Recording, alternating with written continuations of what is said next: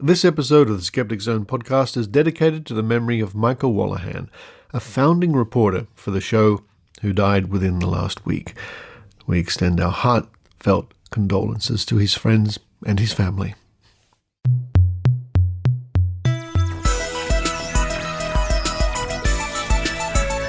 Welcome to the Skeptic Zone, the podcast from Australia for science and reason.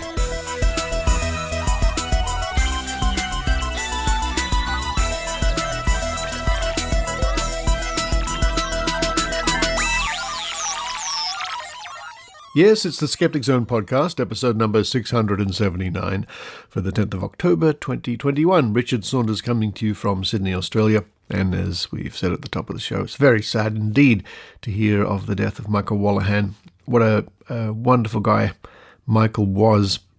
He, as said, was a founding reporter on the Skeptic Zone. In fact, Michael and I used to work together on the show before the Skeptic Zone, which was a video show called the Tank Vodcast for about a year.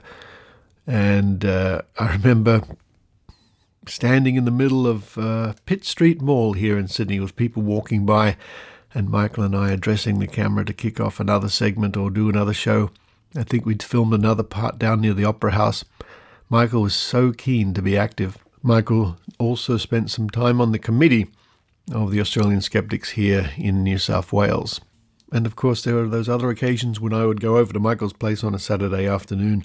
We would line up a row of nice German beers, which we both quite like, and watch an afternoon of skeptical documentaries on the TV via video files. Happy times.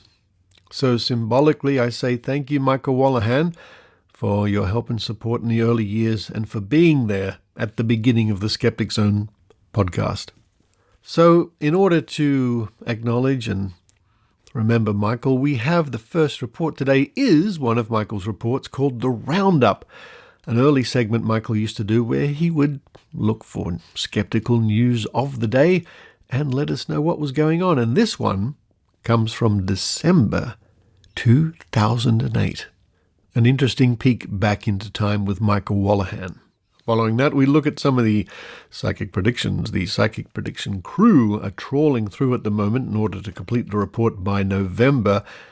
And I will read out a couple of examples of the psychic, well, they're made with astrology actually, the predictions made by one Milton Black, who has been around for a long time. Here in Australia, he bills himself as Australia's leading astrologer. See if you can make sense out of some of the predictions coming up later on. Then it's Adrian Hill from Canada reading to you the Australian Skeptics newsletter. What's coming up on the news front? Find out with Adrian. Then to round off the show, back to the Trove archives, the digitized archives of newspapers and so on, and we're going to look for evil curses. A curse on you, a curse on them. Stay tuned at the end of the show for more announcements from me. But now it's time for me to run downstairs and have a nice, cold, early morning German beer in memory of Michael Wolloghan. While I do that, I hope you enjoy the Skeptic Zone.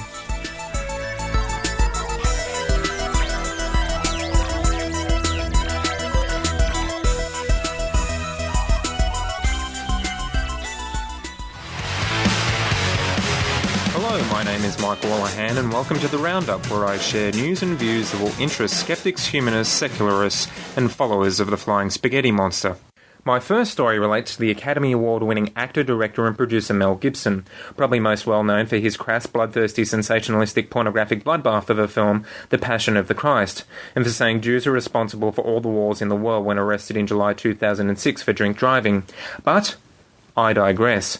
Mel Gibson has put another $15.2 million into his controversial private church in California's exclusive beachside suburb of Malibu. US federal tax filings showed Gibson's Holy Family Catholic Church now has tax-free assets worth a total of $64 million. Gibson is the sole contributor to the church, which is a small congregation of about 70 members and follows a 500-year-old ethos. Gibson is a passionate, sometimes frothing at the mouth member of the Catholic Traditionalist movement, a small but disturbingly growing Catholic sect. The Catholic Traditionalist movement believe the New Testament Testament is to be taken literally, and the rules and rituals of the Church are to be rigidly followed. They celebrate Mass in Latin and believe that no other language should be used during a church service. In the Catholic traditionalist world, there is no debate or discussion on the issues of abortion and contraception, and women can't perform church duties. Frequent confession is needed. Believing in purgatory is a must. Eating meat on Fridays is forbidden. Female followers must abide by a strict dress code requiring them to wear long skirts and veils over their hair. Indeed, it sounds like a real whale of a time. It's possible that Mel Gibson picked up on some of his beliefs from his father. Gibson's father, Hutton, belongs to the extreme fringe of the Catholic traditionalist movement, which has gone so far as claiming that the church in Rome has been taken over by a weird coalition of Jews and Freemasons acting for Satan. Gibson Sr. is a self-confessed anti-Semite and Holocaust denier. In one radio interview he claimed there were no Nazi extermination camps, and went on to claim they're after one world religion and one world government. That's why they've attacked the Catholic Church so strongly, to ultimately take control over it by their doctrine. However, such conspiracy theories are not representative of the traditionalist movement as a whole, or Mel Gibson. Though traditionalists don't believe in reaching out to other Christian faiths, and are angry the Second Vatican Council changed its official opinion of non-Catholics from heretics to recognising them as separate brethren. Mel Gibson's secretive sect is not recognised by the Catholic Church because it does not acknowledge the authority of the Pope or the Vatican. Gibson's church's financial coffers are impressive, particularly when compared to the funds of other religious organisations in the US. In the past 2 years, Gibson has overseen the building of a much bigger Spanish mission-style church, located 400 metres up the hill from the current building, which will seat about 400 people. The church, launched in 1999, is on the famed Mulholland Drive, set among lush Tuscan-style gardens. It does not welcome strangers, has high fences and a heavy security presence. Traditionalists would like nothing more than to be transported back to a time where Catholicism enjoyed an unrivaled control over politics and cultural life. They would love to return to a mystical, irrational age where life's uncertainties could be answered by blind faith and obedience in the Bible. As skeptics, we hope these archaic ideas remain in the past, and that some Catholic traditionalists might stray from the straight and narrow-minded path.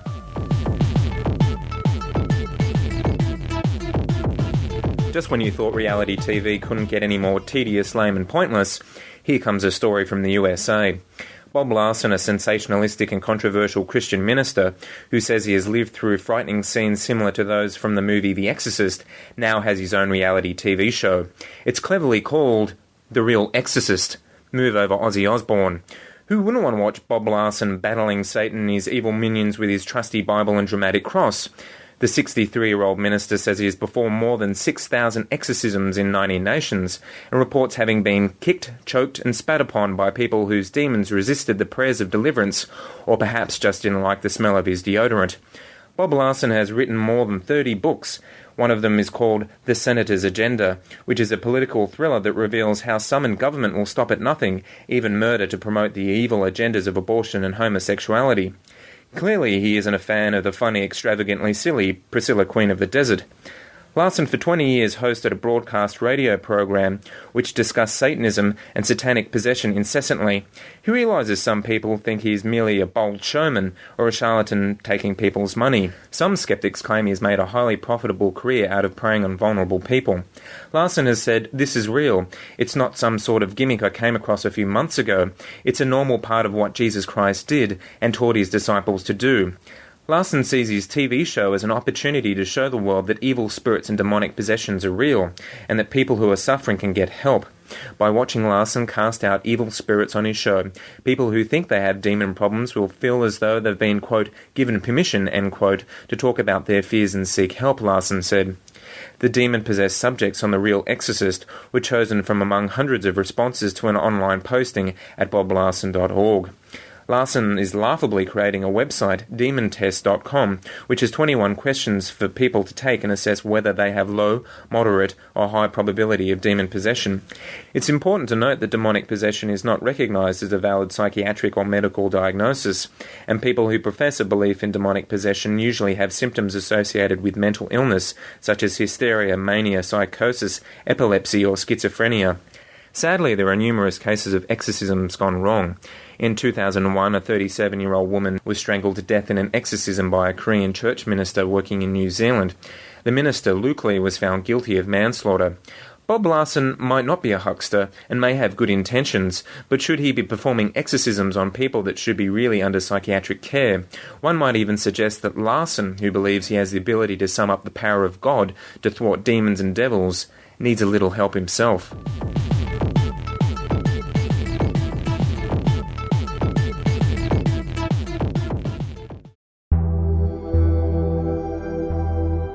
Hi there, I'm Abhijit and I host the Rationable podcast on BeRationable.com. Every couple of weeks, I science the hell out of alternative medicines, health and nutrition fads, social media forwards, science news, and lots more. Of course, you can find all of my articles, podcast episodes, and lots more on www.berationable.com. See you there, and until then, always be rationable.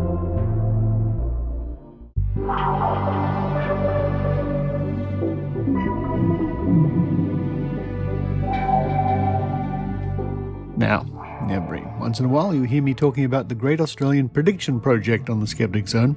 This project now has over 3,800 psychic predictions listed, and most of them have been analysed and scored. The results will be published next month in a major finding by Australian skeptics. I can't wait till that's over. I can't wait because it's been something I've been doing now for about 12 years.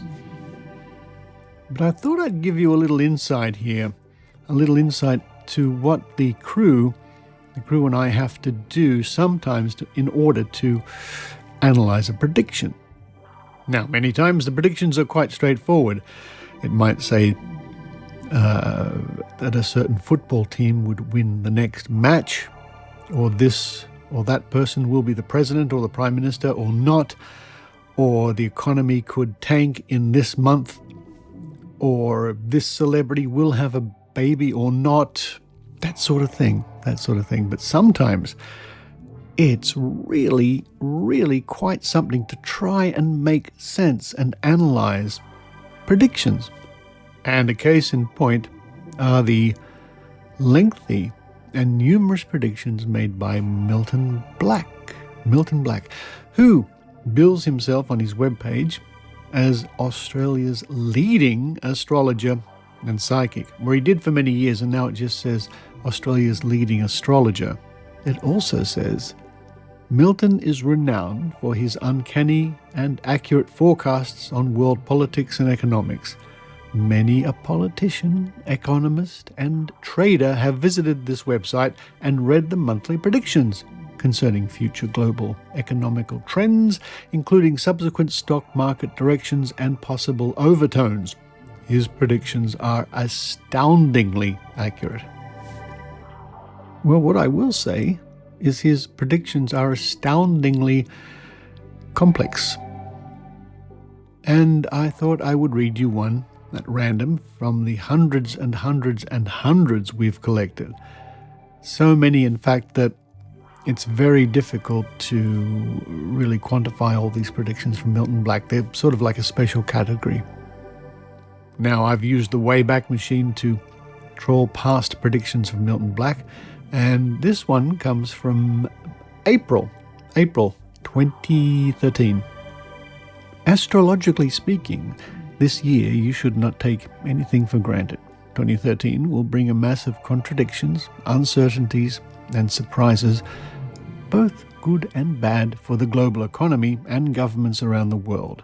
The past 4 years have been extremely difficult for the global economy, mainly because of the unusual array of planetary aspects that have occurred, and in some cases planetary combinations we will never see again in our lifetime. The planet Uranus, planet of unusual and unexpected change, is continuing its travels through the industrial and manufacturing zodiac sign of Aries and will remain its influence until March 2019.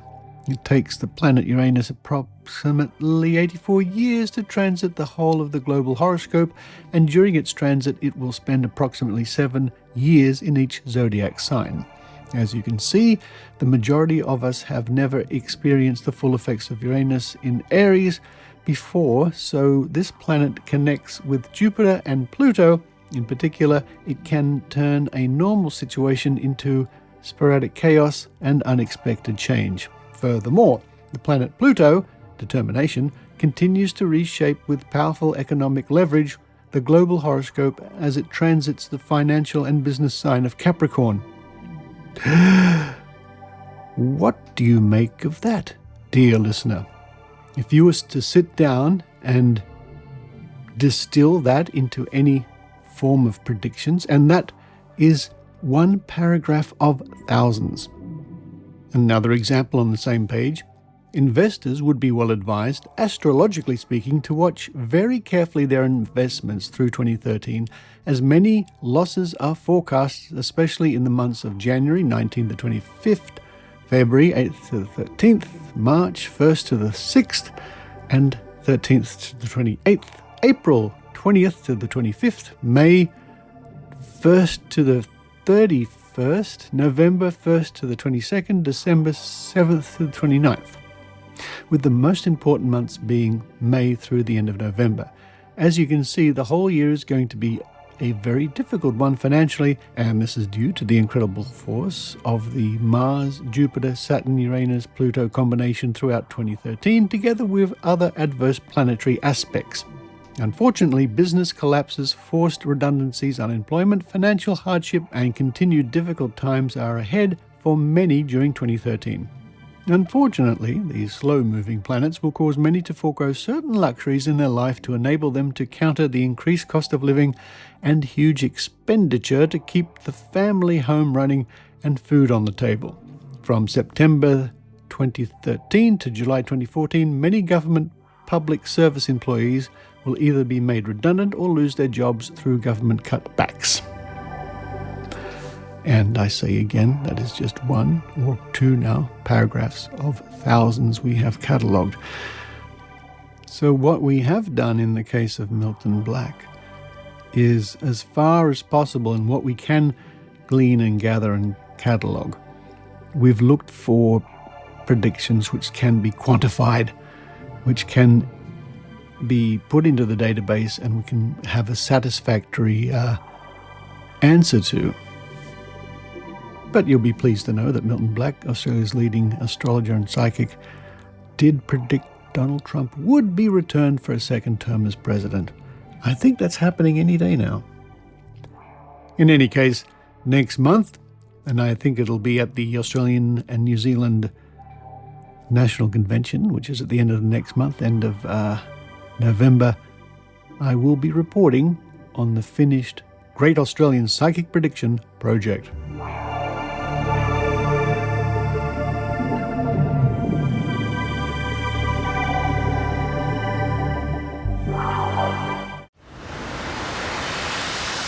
I started listening to Ono, Ross & Carey shortly after I broke my arm. I couldn't get my book started. It was just after my landlord died. I was allergic to water.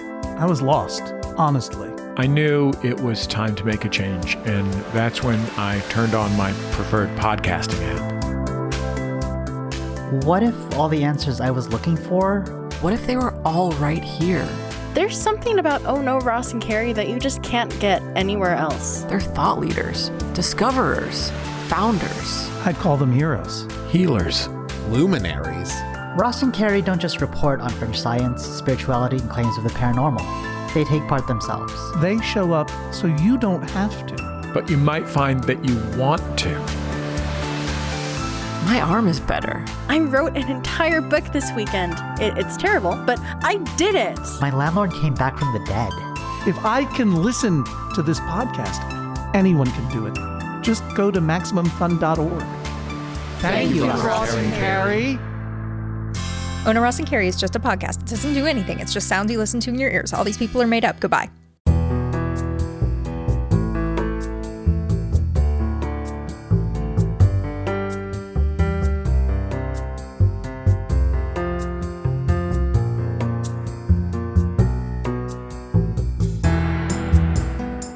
Hello again. This is Adrienne Hill from Canada with the Australian Skeptics newsletter, number 133, written by Tim Mendham. I wonder why Tim doesn't read it himself. I think it's because the words are getting harder to read. This newsletter comes out every other week and can be yours to enjoy in full by subscribing at www.skeptics.com.au. Hi all, it says. Lots of items in this issue. COVID appears in many guises, death, irony, even cartoons. But there's also ghosts, psychics, lawyers, and quackas to keep you interested and amused. Read on. Tim. And a call out to me, Adrienne Hill, in Canada, who reads this newsletter on the Skeptic Zone and apparently likes a verbal challenge. When I stumble, I guess I could use some lemon liniments, and I think I'm going to be needing that today. ASI News. Skepticon 2021. It's an online event. This year's Skepticon, the joint Australian and New Zealand Skeptics annual convention, is to run from November 20th to 21st and will be an online event only. The organizing committee, drawn from both groups, has decided that due to the risks and uncertainties of the current COVID environment, we would err on the side of caution and run a fully streamed event. Good plan. Previously, it was planned to hold events in Sydney and Wellington and stream speakers between the two and from overseas. It is obviously a disappointment not to have the benefits of those face-to-face interactions with speakers and other attendees that are such a feature of skeptical functions. But in this case, the risks of the pandemic, the uncertainties of snap lockdowns, and the logistics of putting on a convention with only a limited number of attendees allowed mean that the decision was a clear one. We are confident that all attendees will agree that an online event is best for the protection of all involved. We do know that the lineup we have organized will still offer a dynamic and informative event. Paid attendees will be given exclusive access to the online event both during and after the convention, including provision for questions to speakers during each presentation. Tickets are now available from the Skepticon shop, skepticon.org.au. The Bent Spoon nominees announced. MP Craig Kelly and former MP Clive Palmer are lead contenders for the 2021 Bent Spoon. Nominations are still now open for the least sought-after credit in the skeptical world, or any world for that matter.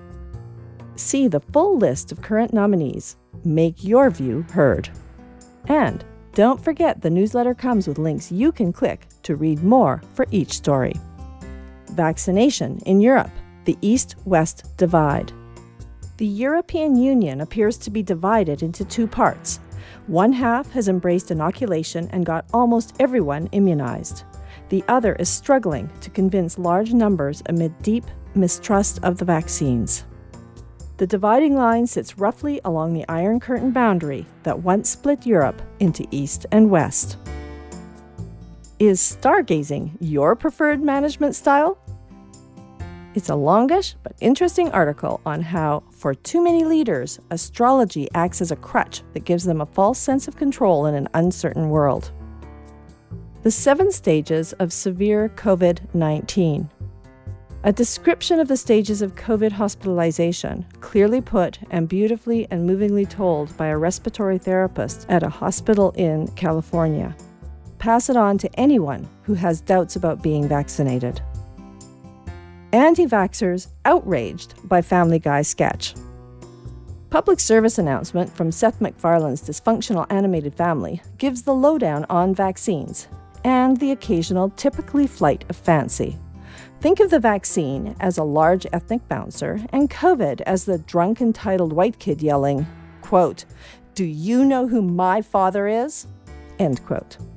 Needless to say, it hasn't gone down well with anti-vaxxers, not known for having a sense of humor or fact.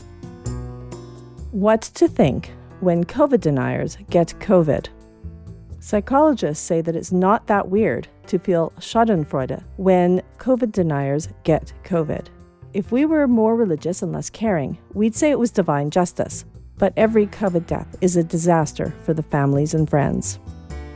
The September 2021 issue of The Skeptic is out.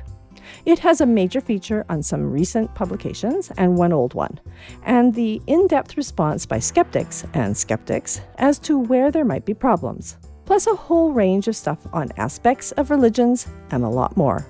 So, if you haven't subscribed yet or renewed your existing subscription, now is the time to do so. You can choose a hard copy or digital edition, or both. The digital is offered free to those who take up the hard copy version. Contact the editor if you're not sure if your existing subscription needs renewing.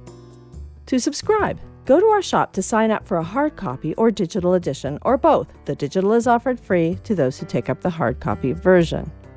Learn more about our magazine and subscribe now. Items of interest. Listicle number 1. The most haunted places in the world. Using a broad and ambitious brush with this list, but we feel a little bit left out as there are places from all around the world, but not Australia. Even New Zealand gets a mention. Is that fair, we ask? Is Canada in there? I'm guessing yes. Listicle number 2. Top 10 horror films you need to see before you die. A very select list, as we've only heard of one of these, and that's because it is Australian. Quote, top 10 obscure horror films, end quote, maybe. Then again, a list of the 20 scariest horror movies uses empirical methods to rank its list. Heartbeats per minute and heart rate spikes, and the winner had a spike of 150 beats per minute. Listicle number 3. 10 common Russian superstitions. Just what you need for your next trip to Russia, such as don't wear your clothes inside out, which ruins our plan of optimizing the wearable life of underwear. Also, the psychic lawyer talks nonsense. Mark Antony is a psychic lawyer, and he claims to have proof of, quote, spirit communication based on sound scientific principles, end quote. We hate to give this guy publicity, but the video on this site has more sciencey sounding buzzwords per square quantum than you could find anywhere outside of Deepak Chopra. Watching him means you won't have to go to 1,000 other science-abusing, self-professed psychics, but you will have to sit through this stream of ludicrosity. Keep a bucket handy. It's much wiser to floxinosin ihilipilificate. Thanks, Tim. And it actually has a sorry, Adrian, here for making me say that. A very long word. And yes, a lemon liniment might have helped me here. Quokka comes a cropper. Last newsletter, we added a quokka to our collection of sports predicting animals. A quokka picked the Western Bulldogs to win the AFL Grand Final, whereas, as every person in the universe knows, the Demons won hands down. Quokkas, while they may be cute, they ain't psychic. Silly story of a couple months ago. Teslas apparently can see dead people. Tesla cars have a big display panel instead of the usual dials in the dashboard. One of the features is a display of the location of pedestrians to warn drivers. One such driver, featured on a TikTok post, thinks his Tesla can see dead people after the warning light flashed in an empty cemetery. He and his passengers spent the whole trip screaming, even though they couldn't see any people, dead or otherwise, out the windows. Others are not so convinced, suggesting, quote, Teslas can see tombstones, end quote, instead. That's all for now. Until next time, this has been Adrian Hill.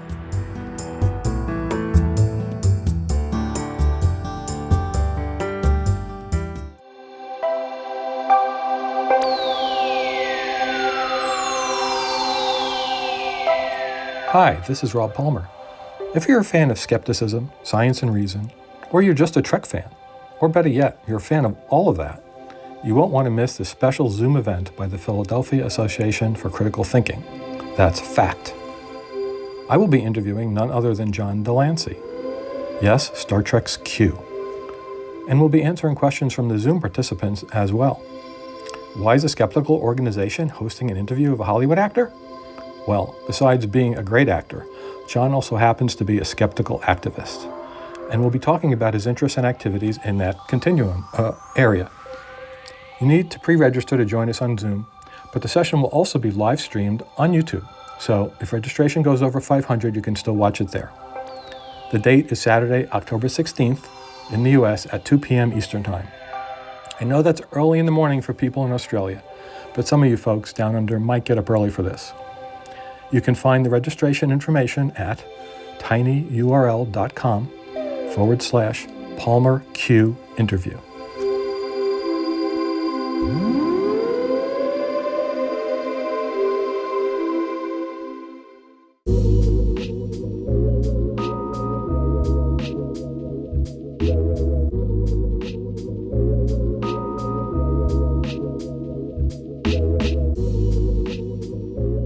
Time once again to peer into the pages of Trove.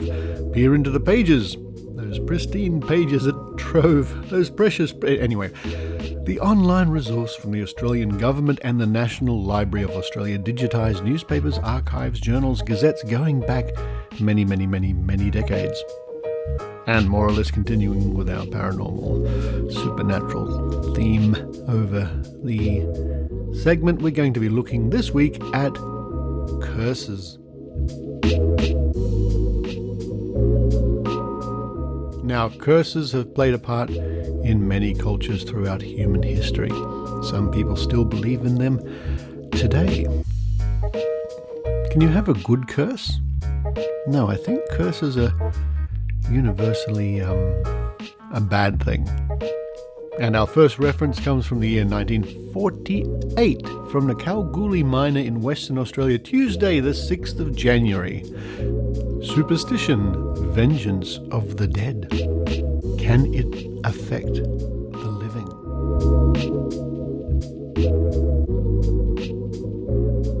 In an ornate bedroom in Washington, a girl overdosed herself with sleeping tablets, and next day her death was headline news around the world, writes Mark Priestley in Titbits. For 25-year-old Evelyn McLean Reynolds was the heiress of the notorious Hope Diamond, traditional bringer of tragedy to successive owners ever since Baptiste Tavernier stole it from the eye of a Burmese idol 300 years ago. Marie Antoinette and the Princess de Lamballe both wore the stone and both were beheaded. A jeweller named Faust stole it and committed suicide. An actress wore it on stage of the Folies Bergère and was shot dead. Lord Francis Hope inherited it and lost his fortune in a series of stock market crashes. Then the Sultan Abdul Hamid bought the stone and was deposed. And Mrs. Walsh McLean, the present owner, saw her baby son killed in a traffic accident. Small wonder if the curse of the Hope Diamond, with its saga of vengeance and mystic Asia, has become almost a legend of modern times. But is there anything in it? Thomas Hope, the connoisseur who gave his name to the jewel, never thought it unlucky. Delving into the records, I find that Tavernier, the original thief, lived to a ripe and wealthy old age. We have heard much of the curse of Tutankhamun, but no object in his tomb was inscribed with the curse. The superstitious build-up began in the November day in 1922, when Howard Carter, Arthur Weigel, and others broke into the tomb chamber, and that same day a cobra entered Carter's house and ate a pet canary. It seems no more than a curious coincidence that the cobra was the symbol of royalty in ancient Egypt. 6 weeks later, however, Carter's chief, Lord Carnarvon, died of erysipelas and pneumonia following a mosquito bite. It was said that the mark left on his face by the bite was in exactly the same position as a mark on the face of the mummified king. Lord Carnarvon's half-brother died in his early 40s. And when Dr. James Breasted died of erysipelas just after the 13th anniversary of the opening of the tomb, the curse stories were revived. Dr. Breasted, who first persuaded the authorities to permit the excavations, had faced a battery of newspaper reporters and publicly defied the curse only a few months before his death. Coincidence? Many of the archaeologists who saw the mummy of Tutankhamun actually unwrapped are still alive, declaring that scientific research proved the tomb sterile when opened. Howard Carter never believed in the curse and died years later of natural causes. Nevertheless, the credulous still drew stimulus from a strange incident at the Imperial Forestry Institute when some wood from the tomb was being analysed. A beaker in which the wood was being boiled was suddenly shattered, and before the tests could be completed, the entire apparatus blew up in the laboratory. Perhaps a stronger case is to be made out of the curse of the Beresfords, a curse of, quote, doom and death through 7 heirs, end quote, hurled at the first Marquess of Waterford by an old Irish peasant who found him a troublesome landlord. His son died at an early age of 12, and the eldest son of the second Marquess died at 10. The third Marquess died of a broken neck in a hunting field, the fourth died of fever, the fifth shot himself, and the sixth was found drowned. Now it is hoped that the curse has played itself out, for the seventh Marquess and the seventh heir died from an accidental shooting wound shortly before the war. Is it possible for evil to strike from the grave, or for the vindictiveness of the past to affect the present? In the family of the Earl of Ferrers there is a curious couplet: "A black calf and death shall laugh," set over the ill-fated house, in which was planned the execution of Mary, Queen of Scots. Usually the cattle of the estate are wholly white, but it is a curious fact that whenever a black calf is born, the death of an important member of the family usually occurs within a month. Then there is the Caldera Curse, known to all Sussex men. When Sir Anthony Browne turned the monks of Battle Alley out of doors, the last monk to leave pronounced an anathema of death by fire and water on the house of the despoiler. For 250 years, nothing happened, and the curse seemed ineffectual. Burned to the ground. Then in 1793, a group of careless workmen left some rubbish smouldering in Caldera Castle, and the place was burnt to the ground. A week later, the last Viscount Montague was drowned in the Rhine, and only a few months elapsed before his sister and heir lost her 2 sons who were drowned while bathing at Bognor. The alleged malignancy of the curse survives. Battle Abbey, the earlier home of the family, was leased to a steel millionaire. One of his daughters was drowned while yachting, and the battle folk attributed her fate to the outraged monks. The next 3 residents, Lady Webster and her daughter, were drowned in the lake in the park. Their only son died in France in the First World War and was last seen surrounded by the enemy in a blazing house. Common sense opinion. Battle became a girls' school. Before long, pupils and mistresses alike had narrow escapes when buildings were destroyed by fire. Is there anything in this curse business? Perhaps. I cannot do better than quote the opinion of Mr. C.V.E. Hubert of the Society for Psychical Research. "My personal opinion," he says, "is that there is nothing in it.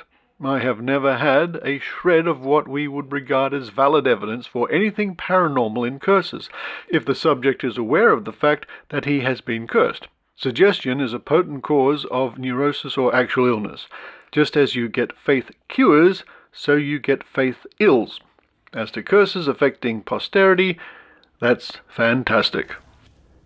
What a long line of unfortunate events in that report.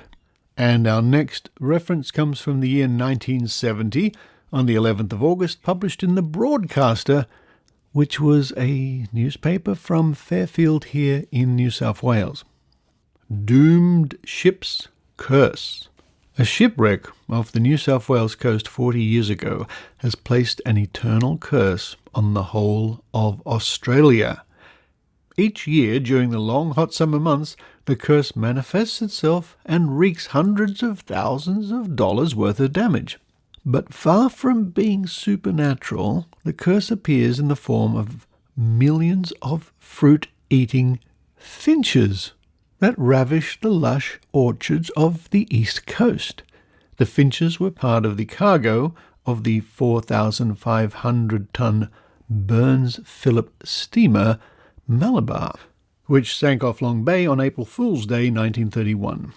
Malabar went down on a rocky shelf only a few hundred yards off the coast and was probably the lamest shipwreck in Australian maritime history. No lives were lost, and the finches were released from their crates as a humane gesture. The birds thrived in their new environment and have since made the name Malabar a dirty word to fruit growers and gardeners all over Australia. This is one of the fascinating stories contained in a new magazine, Ships of Yesteryear, produced by the publishers of Powerboat and Yachting magazine. Ships of Yesteryear? You just never know where Trove will take you, folks, I tell you. Ships of Yesteryear deals with the ships, both power and sail, which laid the foundations for maritime Australia. It begins with James Cook's endeavour and traces the history of both famous and little-known ships, which carried some of the great figures of history on voyages of exploration, trade and war. Priced at 40 cents, it is on sale at all newsagents. There we go, a little advertisement there for a magazine. What am I now? I'm about 51 years out of date. Oh well. And next we have an item here from the Toowoomba Chronicle and Darling Downs Gazette from Queensland, dated the 14th of February 1924. The Gambling Evil. Australia's Greatest Curse. Melbourne, Wednesday. The Reverend W. Albiston, addressing the Presbyterian Federation, declared that Australia's greatest curse was gambling. Registered bookmakers handled £20 million of the people's money annually. This was in addition to the millions taken out of the public's pockets by unlicensed bookmakers. If a man went into a barber shop for a haircut, it was more than likely that he would be given a list of quotations on the Newmarket and Australian Cup in addition to service. The betting evil, he concluded, had permeated the whole community. Well, there you go. There's another spin on the word curse. And of course, to many people, even today, that is a sad curse indeed. Now we move on to the Newcastle Sun, published in 1954 on the 6th of October. No one wants a curse. And there is a picture accompanying the report here of a man sort of leaning over looking at a small statue. An evil curse is believed to have been placed on this marble statue of an Eastern goddess, said to have been stolen from an Eastern temple more than a century ago. That is the reason why people of Brampton, North Devon, are anxious to have the goddess moved from the village. Sir William Williams of Brampton. Sir William Williams, who inherited the statue some years ago, reckons he had had his share of bad luck, so sent the goddess to the local council, but they are not interested. The goddess had been overlooked in the fish pond at Sir William's country estate near the village, till his recent bad luck. Parish councillors are now in a quandary. They don't know how to get rid of the statue sitting outside the local garage. It can be claimed by anyone with the means of moving it out of the village. What a strange story that was, and I wonder what the ultimate fate of this statue is. And to my uneducated eye, it's possibly of Thai origin, but I can only make a guess. And finally, we come to the Newcastle Sun once again on the 31st of August 1929. Witch's Curse, Fear of Evil Eye. Wild Republicans, daredevil black and tans, and all the bullets and blazes of the Civil War never struck such terror into the heart of James Shanty, a Galway, Ireland, farm labourer, as a witch has done. Shanti lives in terror of the evil eye. Although his friends scoff at his belief, he is convinced that he is followed everywhere by the dreaded curse of black magic. In 1916, just before the Sinn Féiners revolution, and I'll pause very quickly here to say the text here is a little bit faded and warped over the years. We read on. Revolution, he was asked to hide a gunman who was on the run. Anxious to keep out of trouble of any sort, he refused, and the man was captured and sentenced to imprisonment. Then shortly afterwards, he was visited by a strange, bent old woman who explained that she was the mother of the man he had refused to befriend. Her rage was unbounded. She raved and cursed at him, sprinkling on the turf fire of his cottage a handful of herbs that burst into a blue flame. She swore that his wife would bear dead children, and his feet would drag under him, and that when his employer was stricken ill, Shanti would die, and his master would be spared. And it's, again, some of these words are a little hard to decipher, owing to the age of the article. Fears grew with him when his first baby was born dead, and when this unhappy event was repeated, he rushed in terror to a priest. Last year he was stricken by lumbago, and there have been repeated and severe attacks at intervals ever since. So there we go, just a few references to curses of varying kinds over the years as recorded at the Trove Archives. The curse of gambling. Oddly enough, the curse of gambling, the curse of alcoholism, the curse of drugs, they're not really curses, but I guess we can see the analogy. I guess we can. Maybe those sort of things are the true curses.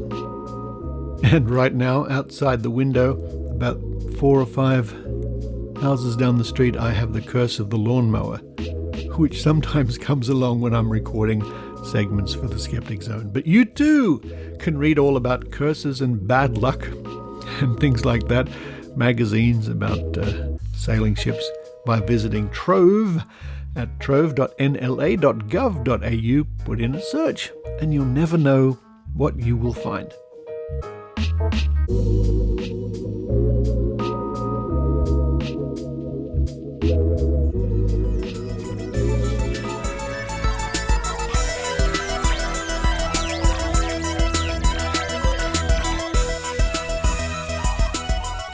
Thank you for listening to the Skeptic Zone, and thank you again, symbolically, to Michael Wolloghan. There were many more reports, and in fact, if you go to skepticzone.tv and click the episode link and search for Michael's name, you'll see all the early episodes of the Skeptic Zone, and you can hear more of his reports. Now, it's come to my attention in the last week. In fact, this was brought to my attention by a few people, in fact, including listener Graham Donald, that the news here says anti-vaxxer killed pharmacist brother and sister-in-law for killing people with COVID shot. In other words, it appears that someone who was motivated by the anti-vaccination misinformation has actually killed his brother and sister-in-law because they were dispensing vaccines. I think that's the gist of the story.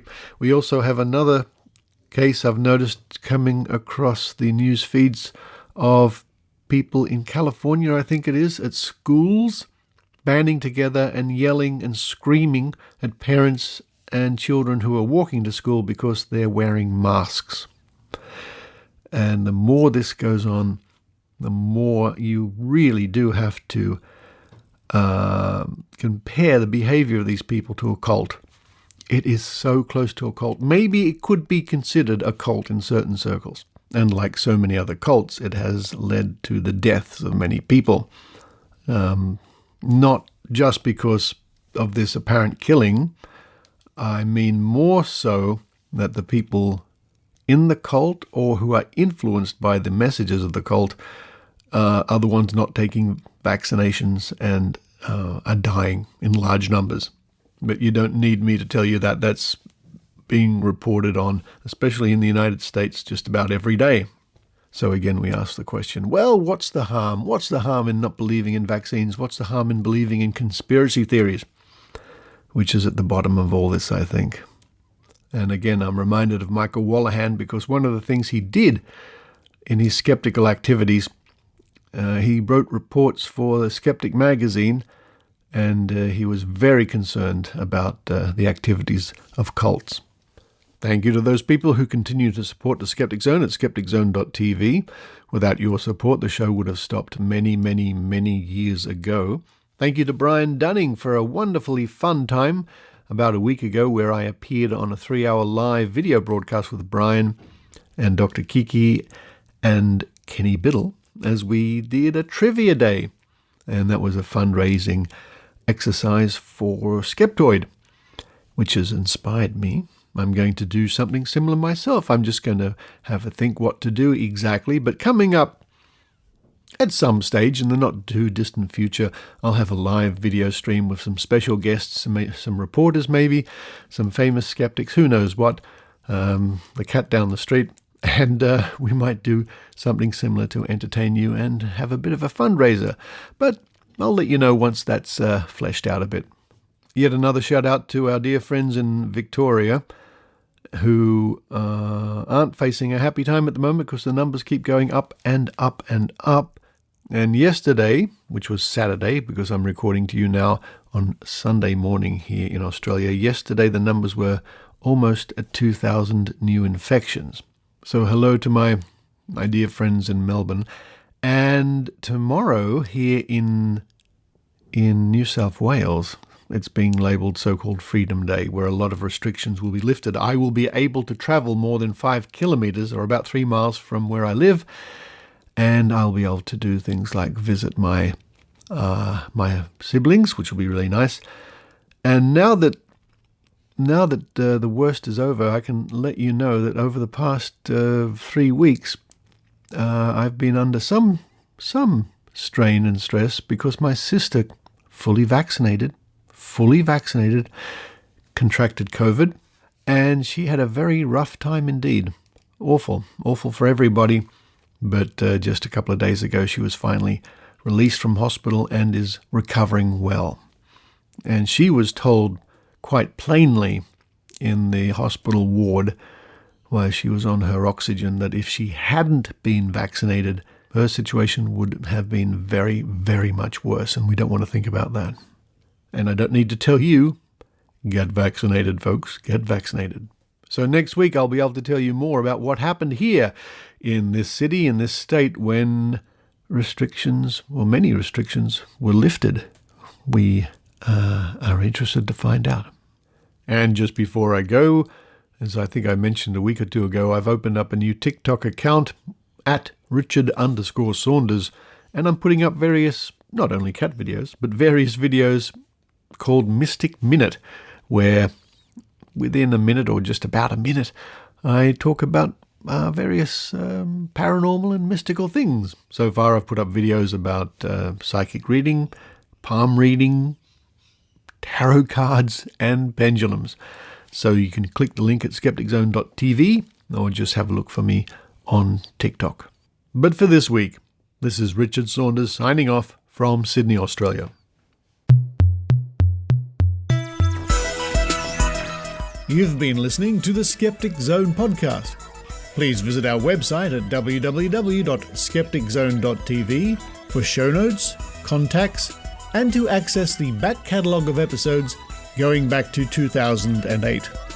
You can follow the Skeptic Zone podcast on Twitter at Skeptic Zone, visit our Facebook page, or leave a review on iTunes. You can also support the Skeptic Zone via Patreon or PayPal. The Skeptic Zone podcast is an independent production. The views and opinions expressed on the Skeptic Zone are not necessarily those of Australian skeptics or any other skeptical organisation.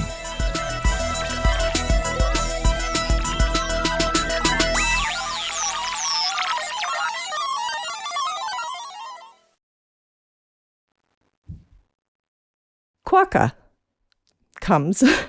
Now, after doing floxenosini prolificate, I can't say quokka. Okay, floxenosini prolificate.